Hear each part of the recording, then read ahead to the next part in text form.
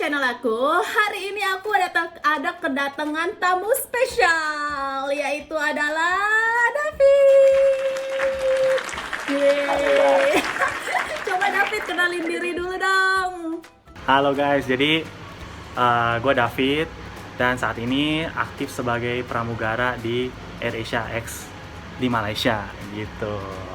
Nah sekarang dipanggil collab sama Evrin nih, gila kesempatan luar biasa banget. Oh ya, terus David ini juga punya YouTube channel, jadi nanti kalian subscribe. Terus udah gitu, aku juga udah interview tadi sama si David, jadi kalian bisa nonton video kita di channel dia.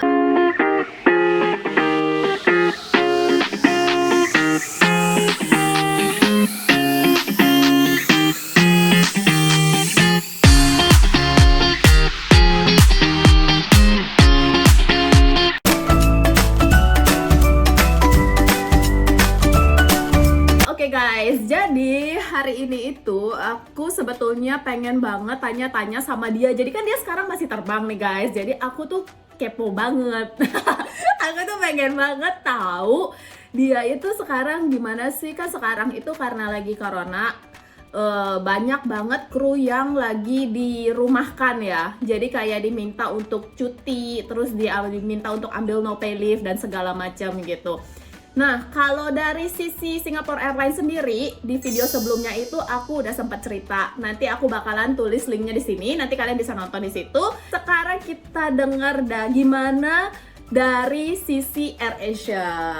Oke, jadi yang pertama nih ya pertanyaan aku. Jadi sekarang itu Malaysia kan udah tutup nih bordernya. Mereka udah tutup kan? Udah tutup full ya? Iya, tutup buat kalau penerbangan yang masuk ke Malaysia ditutup untuk foreigner, penerbangan yang keluar Malaysia ditutup untuk orang Malaysia gitu. Jadi orang Malaysia nggak bisa keluar, foreigner nggak bisa masuk gitu. Orang Malaysia nggak boleh keluar, foreigner nggak boleh masuk. Oke, tapi kalau foreigner mau keluar boleh? Boleh, masih boleh. Foreigner kalau mau keluar, jadi kalau mau pulang ke negaranya masih boleh gitu ya? Iya, nah, tapi udah nggak bisa balik lagi selama periode lockdown gitu. Oke, nah jadi karena masalah ini, jadi kalian itu diminta untuk ambil no pay leave atau gimana? Atau mereka diharuskan atau nggak harus? Atau kalian tuh volunteer gitu atau gimana? Jadi awalnya tuh waktu sekitar 2-3 minggu lalu itu belum di-announce soal no pay leave. Tapi buat orang-orang yang mau apply no pay leave itu bisa minta langsung di-approve. Biasanya susah banget buat no pay leave, itu langsung di-approve. Nah, mulai per minggu lalu itu jadi gampang banget gitu, malah mereka minta gitu untuk kru yang mau volunteer untuk no pay leave, tapi nggak diharuskan gitu. Nah tadi kan kamu udah bilang nih kalau misalnya Malaysia itu udah tutup border buat foreigners. Nah sedangkan kamu kan sekarang posisinya udah di Jakarta, udah di Indonesia nih. Nah nih, jadi ya nggak bisa masuk gitu. Nggak bisa masuk ya? Ada working visa, walaupun ada student visa, itu nggak bisa. Nah namanya foreigner tuh nggak bisa masuk. Jadi mau nggak mau harus stay di rumah sampai Malaysia buka border gitu. Border, bener banget. Jadi ya kalau misalnya di periodenya sampai 31 Maret, kalau diperpanjang berarti no pay leave gua tuh jadi lebih panjang lagi. Gitu. Oke. Ini kalau boleh tahu, ini tuh udah ambil no pay leave dari kapan ya? No pay leave tuh dari tanggal 18 Maret. Berarti udah berapa hari ya? Belum. Hampir setengah bulan belum ya? Iya sih, oke. Baru beberapa hari. Mungkin sekarang masih enjoy ya? Masih enjoy apa udah? Udah kangen kerja? Mungkin karena apa ya? Karena sebelumnya juga udah jarang terbang kan, udah banyak flight yang di cancel.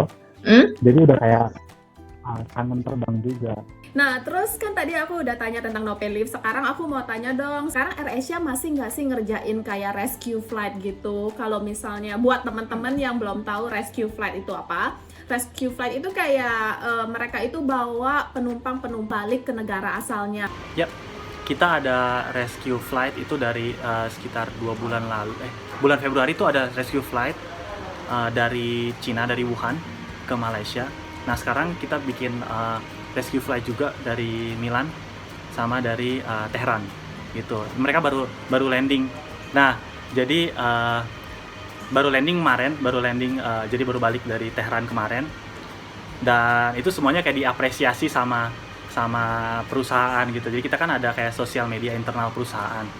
Nah itu kayak dipuji-puji lah mereka gitu. Tapi mereka dalam 14 hari ke depan itu nggak bisa kemana-mana. Mereka bakal dikarantina jadi mereka udah sediain tempat karantina buat mereka gitu. Terus kalau untuk rescue flight sendiri itu pramugari, terus sama pilotnya dan segala macam, apakah itu kayak di roster atau mereka tuh sukarela?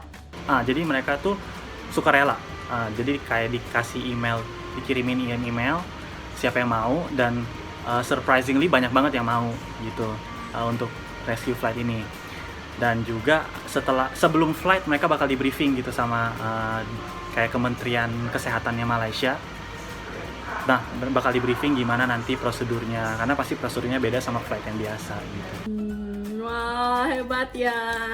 Ternyata pramugari dan pramugara serta pilot itu gila ya, berjasa banget di musim corona ini. Yang selain para medis yang menghadap pasien dan juga kayak ambulans yang bawa, ternyata tuh pesawat-pesawat airlines juga sebetulnya ngerjain rescue flight, guys. Dan aku seneng banget sih pas denger kayak kamu bilang, oh ternyata itu sukarela dan banyak banget yang apply gitu. Jadi sebetulnya bener-bener banyak banget orang yang masih care gitu ya buat kayak ngerjain hal-hal kayak gini gitu. Padahal flightnya tuh jauh banget. Evelyn tahu kan ke Milan tuh pasti jauh banget ya.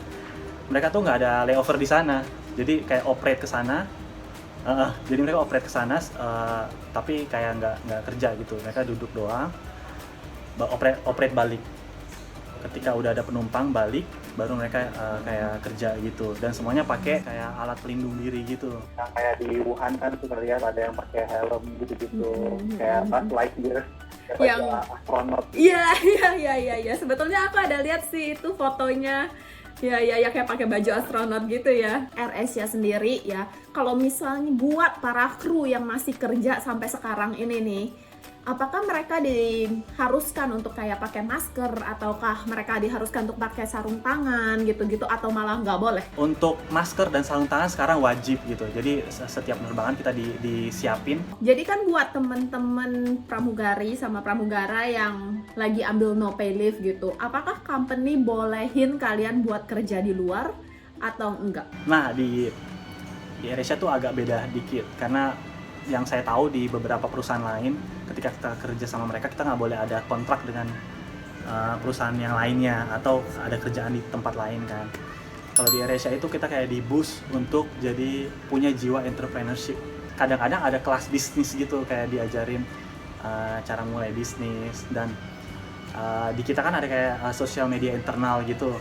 Kalau kita punya bisnis atau usaha apa, di post di situ, kadang-kadang malah bisa dikasih duit diinvest sama bos-bos AirAsia gitu.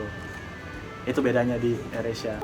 Wow, asik ya. Jadi mereka tuh benar-benar malah nyaranin kayak krunya itu untuk ini ya, untuk berwirausaha sendiri ya. Wah, hebat ya. Ini sih beda banget sih sebetulnya sama airlines. Iya, beneran. Kalau dulu aku di Singapore Airlines itu nggak boleh, bukannya nggak boleh sih, boleh, tapi harus apply. Jadi itu bener-bener nggak semua orang boleh gitu. Jadi tergantung kerjaan yang kamu mau itu apa.